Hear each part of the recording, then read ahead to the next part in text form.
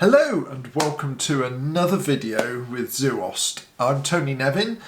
If you don't already subscribe to the channel, please do, because what we're trying to do is share as many osteopathic things as we can and open you up to some of the more unusual things.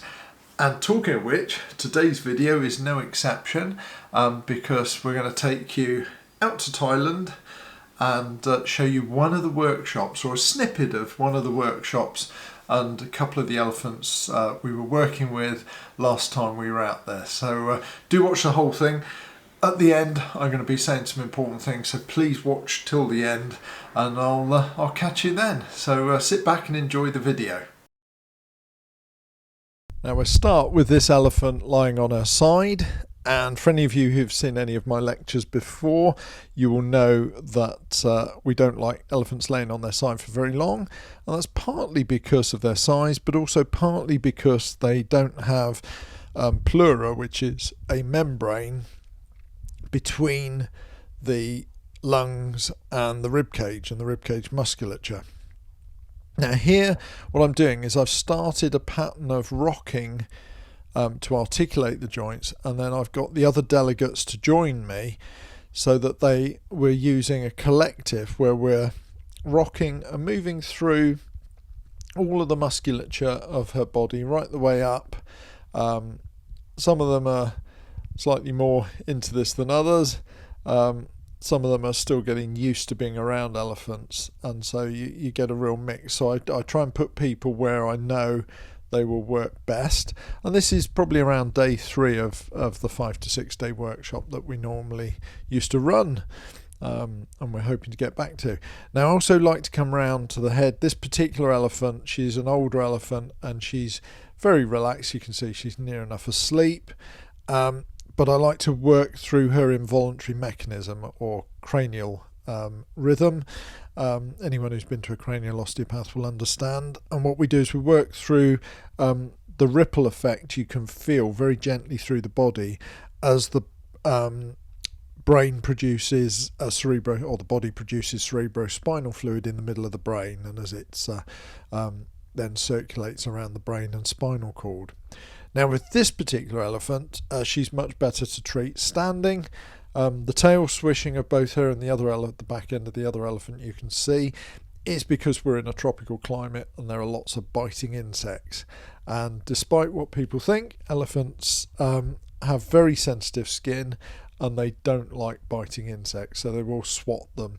And sometimes if we're in the way, we get swatted as well.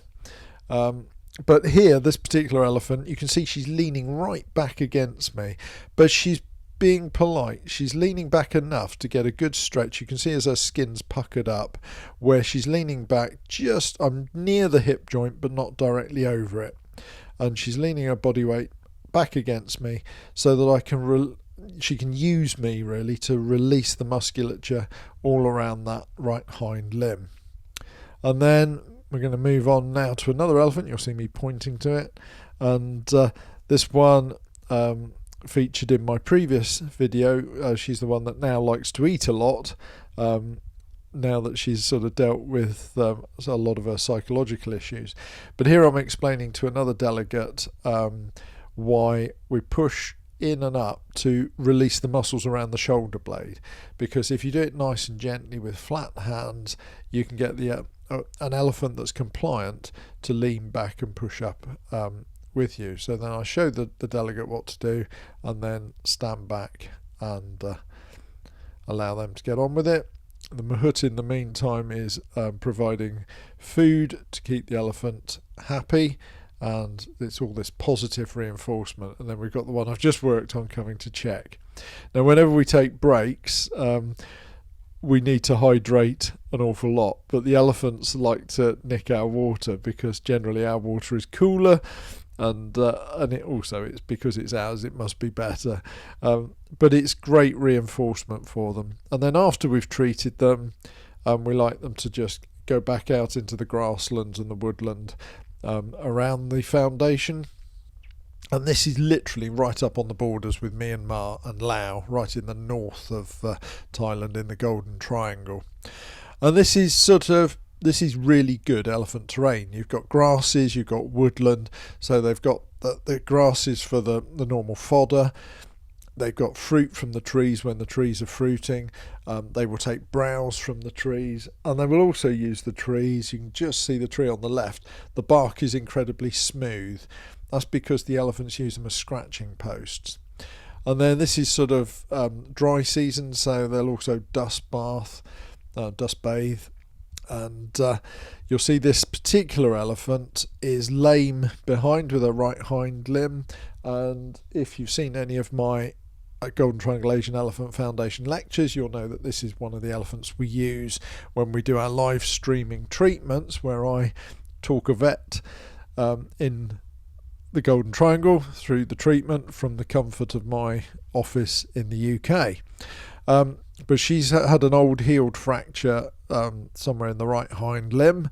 Elephants are not easy to x-ray, but she always walks with this lame gait, so we always try and do as much work as we can with her. We get the team to do as much as they can to keep the rest of her in good shape.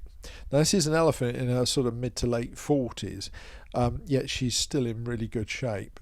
Excellent. Well, thanks for watching so far. Now, I did promise you some extra things at the end. Well, one of those is that we're going to offer a lucky viewer the opportunity to choose a video that we do.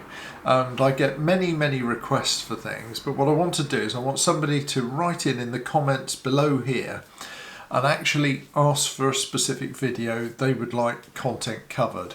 And sort of everything permitting, we will do that, and we'll do it as soon as we can. Also, please do put ideas and comments in, things you would like to see, things you'd like to see more of. If there are things you don't like, please also tell me, because these videos take time to make and we want to be making them for you to enjoy. So thanks again. Don't forget, please subscribe to the channel. Please click the little bell which will notify you every time I put a new video up. And please make comments and share, because what I'm trying to do is get this side of osteopathy, which is really unknown. I mean, working with elephants is phenomenal. Using osteopathy on elephants is unbelievable. But I've been doing it for the last 30 years, and I think it's time people knew. So thanks once again for watching, and we'll see you in the next video. Take care.